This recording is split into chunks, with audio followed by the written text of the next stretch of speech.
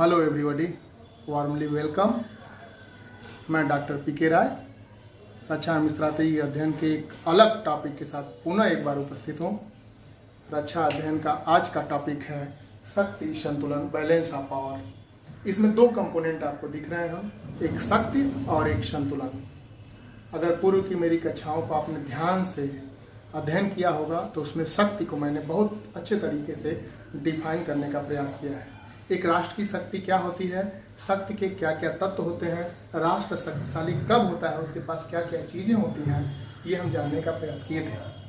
और संतुलन, जैसा कि नाम से स्पष्ट है कि बैलेंस, संतुलन का सबसे अच्छा उदाहरण तराजू को देख सकते हैं। तराजू के दो पलड़े हैं, अगर उस पर कुछ नहीं रखे और उसको उठाए तो दोनों उसकी भुजाएं, दोनों पलड़े संतुलित रहेंगे। अब मान लीजिए दोनों में 5-5 किलो का बाट रख दिए तब भी संतुलित रहेंगे, 10-10 किलो का बाट रख दिए तब भी संतुलित रहेंगे। यानी संतुलन मतलब बैलेंस, आप समझ लें। कभी कभी विज्ञान की भाषा में इसको साम्यावस्था कहा जाता है, इक्विलिब्रियम। लेकिन हूबहू किसी राष्ट्र, किसी दो राष्ट्रों की शक्ति का हूबहू बैलेंस होना, हूबहू बिल्कुल सटीक बराबर होना, यह मुनासिब नहीं है। तो शक्ति और संतुलन को आप थोड़ा बहुत जानते हैं, उसको एक साथ अंतर्राष्ट्रीय परिवेश में और राष्ट्र के हिसाब से समझेंगे। जब शक्ति संतुलन की बात आती है तो कुछ विद्वान, इसके जो बहुत जानकार रहे हैं, इसके बारे में अपनी बात रखे हैं, उनको हम जानेंगे। पहले रहे हैं श्वार्ज़ेनबर्गर।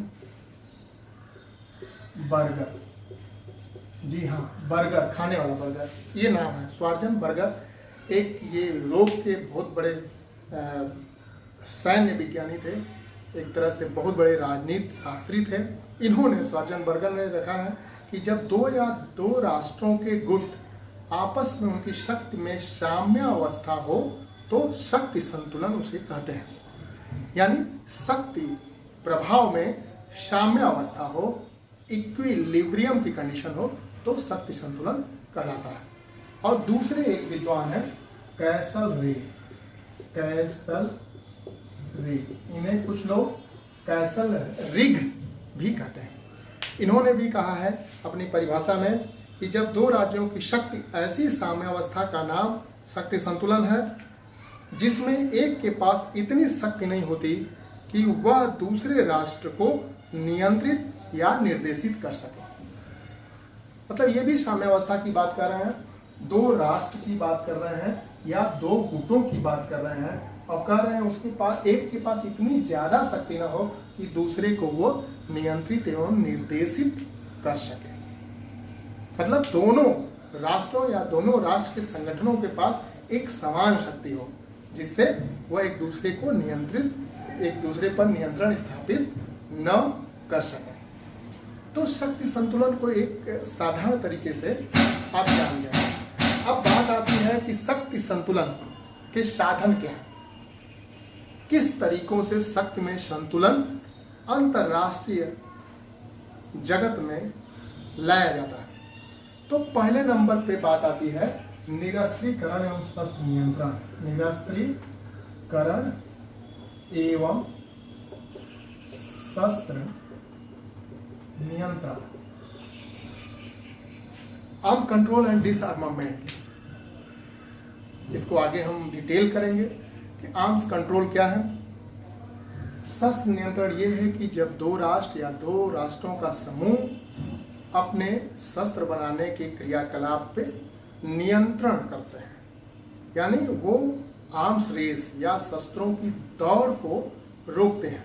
उसी तरह निरस्त्रीकरण भी है कि जिसमें हम समझ सकते हैं कि जो हमारे पास मौजूदा हथियार हैं या जो भविष्य के हथियार होंगे उनको पूरी तरह से शस्त्र विहीन कर देना, यह निरस्त्रीकरण है।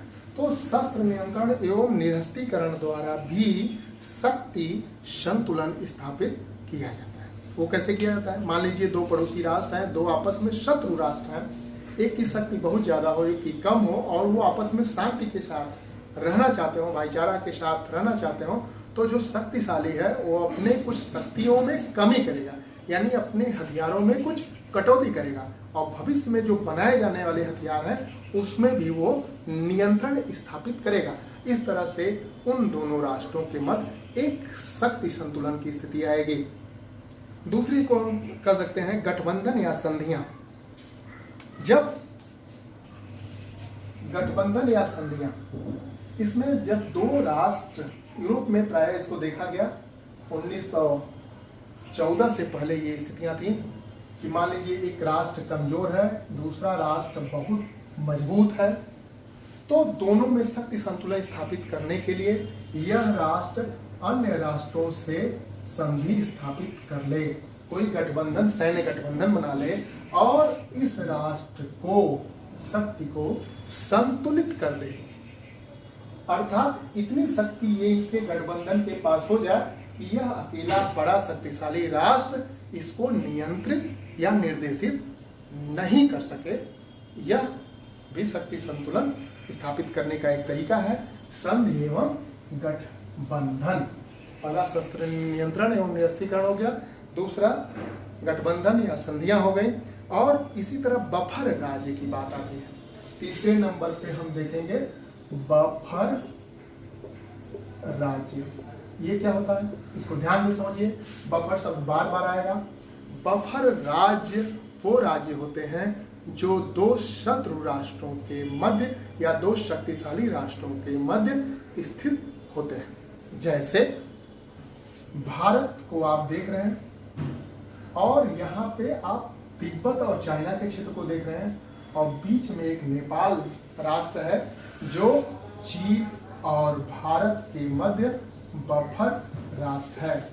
यानी अगर शक्ति को संतुलित करना हो भारत और चीन को, तो इसके बीच में नेपाल और भूटान जैसे राष्ट्र होंगे, तो वह बफर राज्य बनाकर इन दो शक्तिशाली राज्यों की शक्ति को संतुलित कर देंगे। इसी तरह एक चौथे में हम देखते हैं हस्तक्षेप। हस्तक्षेप या अहस्तक्षेप।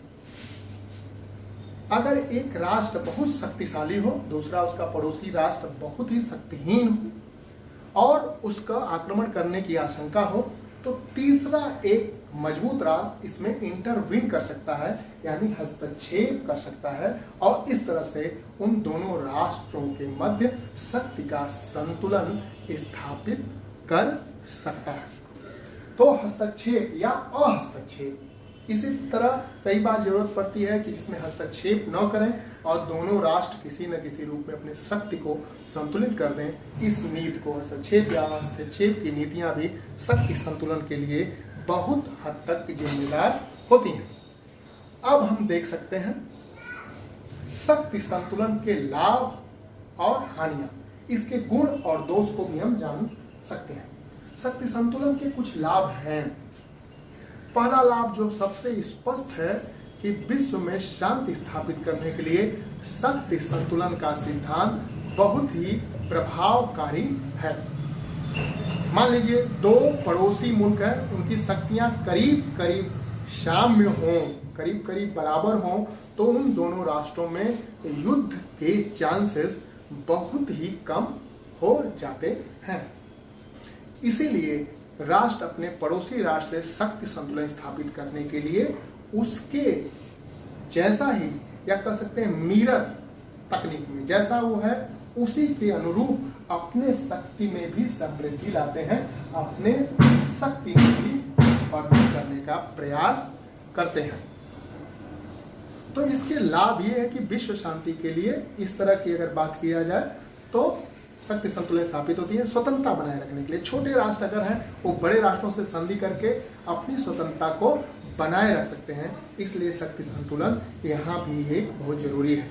साम्राज्यवादी शक्तियों पर या साम्राज्यवाद पर अंकुश लगाने के लिए भी शक्ति संतुलन बहुत आवश्यक है, और विदेश नीति का एक मार्गदर्शक तत्व के रूप में भी शक्ति संतुलन छोटे राष्ट्रों का हमेशा मददगार साबित हो रही है। और अंतर्राष्ट्रीय जगत में अंतर्राष्ट्रीय राजनीति का आधारभूत सिद्धांत के रूप में भी शक्ति संतुलन को मान्यता मिली है, यानी शक्ति संतुलन के द्वारा छोटे राष्ट्र बड़े राष्ट्रों के बराबर अपने महत्व सिद्ध करते रहे। अब दोष की बात आती है, तो दोष में हम ये कह सकते हैं या उससे हानियां ये कह सकते हैं कि जो बैलेंस शब्द है वास्तव में साम्यावस्था शब्द और इक्विलिब्रियम या बैलेंस शब्द वास्तव में होता ही नहीं है। यानी बैलेंस जैसी चीज कुछ भी नहीं हो सकती है। यानी यह अंतर्राष्ट्रीय सिद्धांत एक मिथक है, एक कपोल कल्पना है। मार्गेंथाउ और आर्गेंस्की जैसे कुछ विद्वानों ने कहा है कि जब हम शक्ति को डिफाइन ही नहीं कर सकते हैं, हम शक्ति का सही आकलन ही नहीं कर सकते, तो शक्ति में संतुलन कैसे हो सकता है। अर्थात शक्ति को बताना, शक्ति का आकलन करना, उसको स्पष्ट बताना यह मुनासिब नहीं है। जैसे हम भारत और पाकिस्तान के संबंध पे आते हैं कि अगर हमारे पास मिग मिराज या हमारे पास राफेल है या हमारे पास F-16 है, इस तरह के अगर विमान है तो उसके पास दूसरे तरह के विमान होंगे, तो उन दोनों की क्वालिटी में अंतर होगा। इसलिए उसमें बैलेंस बता पाना बहुत ही कठिन है। हमारी सेना और छोटे देश के हिसाब से उसकी सेना, इसमें बैलेंस बताना बहुत ही मुश्किल है। हमारे पास कुछ पनडुब्बी होगा, हमारे पास कुछ एयरक्राफ्ट कैरियर है, उसके पास है, हमारे पास मिसाइल्स है, हमारे पास टॉर्पीडोज है, जो भी बमबार्डिंग के लिए हमारे पास जो यंत्र हैं उसके पास दूसरे यंत्र हैं। तो इसमें वास्तव में क्या साम्यावस्था है, क्या बैलेंस है, इसको डिफाइन करना, इसका आकलन करना बहुत ही कठिन है। इसलिए आर्गेंस्की और मार्गेंथाउ जैसे विचारकों ने कहा है कि इसको आकलन करना कठिन है। इसलिए बैलेंस ऑफ पावर या शक्ति संतुलन जैसी चीज नहीं हो सकती।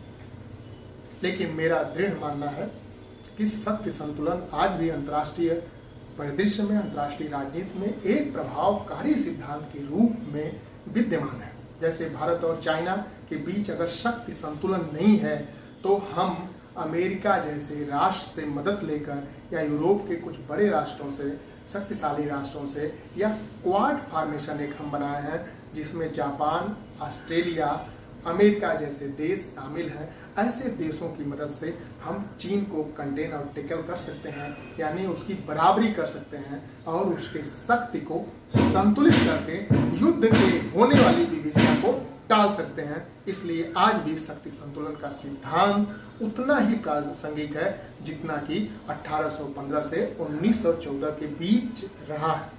तो शक्ति संतुलन को आप जानिए, इस पर परिभाषाओं के साथ एक नोट्स बनाइए, इस पे मनन करिए, चिंतन करिए, मीमांसा करिए, चर्चा करिए और अखबारों के द्वारा इसके पढ़ के और अपने ज्ञान में वृद्धि करिए। ऐसी हम उम्मीद करते हैं। बहुत बहुत धन्यवाद।